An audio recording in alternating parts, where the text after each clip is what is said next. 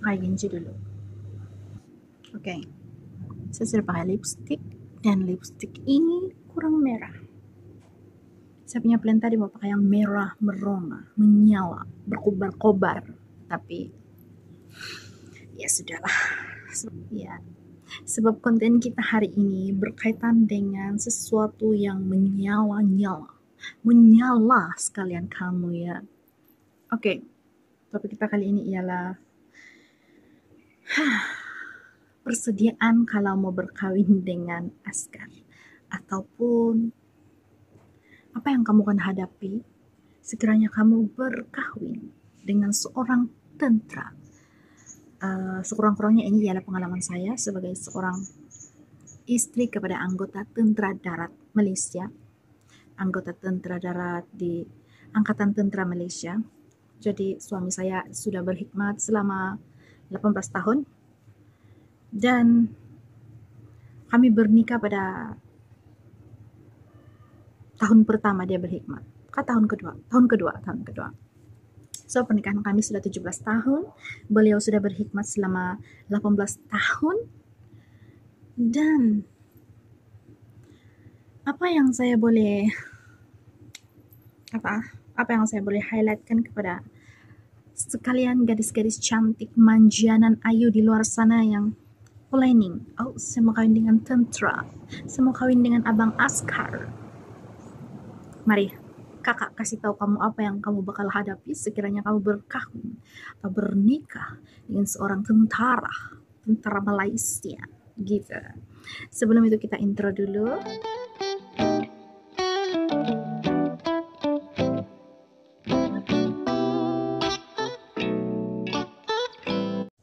Oke, dalam ini nota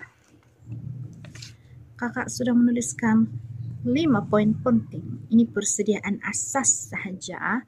Yang lain itu akan menjadi kamu punya hal masing-masing setelah kamu sudah kawin, yaitu lain pasangan, lain dia punya permasalahan. Nah, jadi jangan salfok dengan rambut kering ini karena ini rambut sudah lama tidak di servis di salon. Jadi ya, itu antara permasalahannya.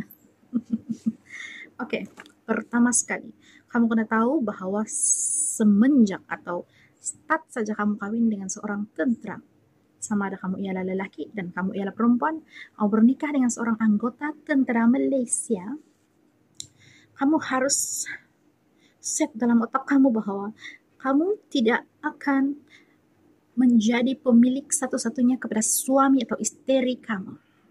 Oke. Sebab sebelum dia menjadi milik kamu, dia ialah milik negara. Milik negara. Maksudnya dia akan berpergian atau dia akan outstation untuk beberapa kali sepanjang tahun, sepanjang perkhidmatan dia. Oke. Saya 18 tahun saya berkawin dengan seorang tentara.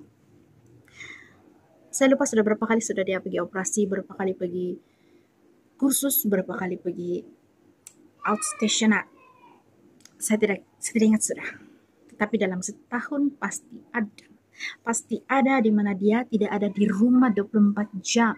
Dan saya dan anak-anak tidak melihat kelibat suamiku dan bapak mereka dalam sehari. Jadi itu sesuatu yang harusnya kamu sudah kasih masuk dalam otak kamu bahwa apabila kamu berkawin dengan tentara, dia akan selalu tiada. Poin kedua, ekonomi. Apabila kamu menjadi pasangan tentara, janganlah kamu berharap gaji dia 5.000, 6.000 sebulan. Okay? Apalagi kalau dia baru newbie ataupun dia baru masuk tentara dan pangkat dia Gana. Apa pangkat Gana kalau ayat-ayat biasa? Private ataupun private. Jadi ya. So itu yang kamu harus ketahui di poin kedua. Dan kamu juga harus bersedia untuk melalui saat susah bersama karena gaji itu selalunya cukup-cukup saja. Apalagi kalau kamu bakalan ramai anak. Macam kami, 5 anak. Oke, sekarang selepas ekonomi kita ada di poin ketiga, yaitu kuatkan hati. Poin ketiga ini sebenarnya sesuatu yang berkaitan dari pertama sampai kedua juga, tetapi ini specifically khas, harus kuat hati. Sebab bila kamu menjadi pasangan kepada seorang anggota tentara, saya tidak tahu lah kalau laut dengan udara, tentara laut dengan udara saya tidak tahu, tapi ini ialah tentara darat. Sebab selama 18 tahun suami saya berkhidmat, selalu ada hal-hal yang mendadak, arahan-arahan yang di luar nalar, yang bagi kita yang dia baru duty 24 jam semalam, kenapa hari ini tiba-tiba kena itu, kena ini, kena kawat, kena apa semua lah, kan banyak yang begitu. Banyak hal-hal terjadi yang mengejutkan di luar kotak pemikiran Anda sebagai seorang manusia biasa yang bukan anggota tentara. Jadi saya merasakan itu, dan apa itu, saya mau kasih tahu sedia lah, kalau kamu mau kawin tentara kamu kena tahu yang itu. Jadi jangan bilang ini ialah hal kecil, sebab banyak hal-hal yang terjadi mendadak itu akan 60%-nya melibatkan Anda sebagai pasangan dia. Contohnya tiba-tiba ada majlis bersama Panglima, majlis itu, majlis ini, lepas tu kau kena datang dengan tema yang tepat. Kita kena pakai ini, kena pakai itu. Kalau ngam-ngam masa itu kau tiada itu tema, tiada itu pakaian tema. Lepas tu kau kena pergi beli. Malam ini mau pakai, hari ini kena kasih tahu. Nah itu contoh dia. Lepas tu kau dalam keadaan your money is tinggal 2-3 ringgit lagi dalam wallet, dan tiba-tiba kau kena perlukan semua itu in a short time.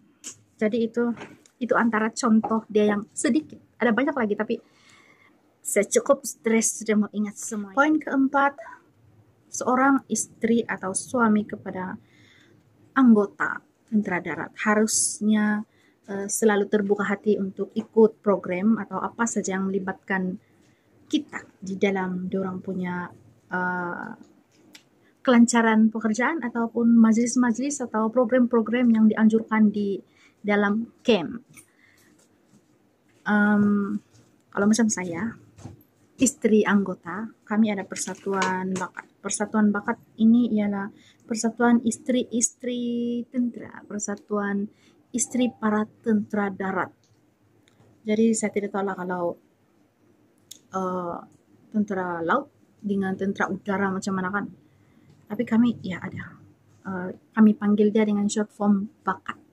Jadi sebagai seorang istri tentara yang mempunyai kewajiban yang tinggi dan toleransi yang tinggi, kita harus ikut program bakat, sebab dia selalunya akan bagi arahan bahwa wajib kehadiran semua anggota bakat untuk menghadiri begini-gini dengan tema pakaian begini. Dia bilang disitulah di situ kau dengan segala kau punya tugasan harian, kau akan putar balik otak kau, what is this? Apa yang saya mau buat? Sedangkan saya tidak rapat dengan semua orang and etc. Nah, jadi pandai-pandailah mau hidup kalau mau kawin dengan tentara. Dia sepertinya mudah saja kalau kedengaran kan kalau saya bercakap, tapi kalau kita mengalami itu another different thing. Oke, yang kelima. Belajar dan ingin tahu itu sangat bagus untuk kamu sebagai seorang istri tentara. Belajar dan ingin tahu tentang hal-hal asas berkaitan tentara. Contohnya, nama-nama pakaian.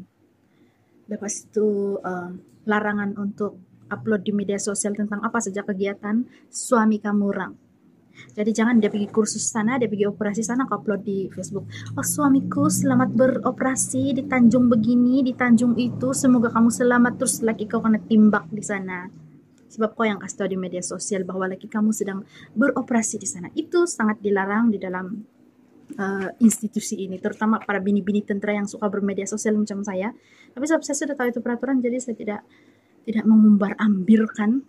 Bahkan suami saya sangat jarang kelihatan di media sosial saya. Apalagi kalau dia berpakaian tentara. Of course saya sangat bangga, terlalu bangga melihat suami saya pakai baju tentara. Tapi tidaklah sampai saya gambar tuh, suamiku semoga engkau bagus-bagus saja di sana. Lepas itu saya upload gambar dia, tidak. Suami saya melarang hal itu, okay? And then yang pertama saya bilang ingin tahu tentang pakaian. untuk memudahkan pasangan kita. Kalau dia bilang, tolong sayangku, tolong sediakan dulu baju loreng aku, tolong sediakan dengan topi itu, tolong sediakan dengan tali pinggang begini, dia sebut segala nama. Kalau kau tidak tahu yang mana satu, kau akan melambatkan dia punya persiapan atau packing barang suamimu. Jadi sekurang-kurangnya kita tahu baju coloreng yang mana, baju nomor 3 yang mana, kasut potong yang mana, kasut spike boot yang mana.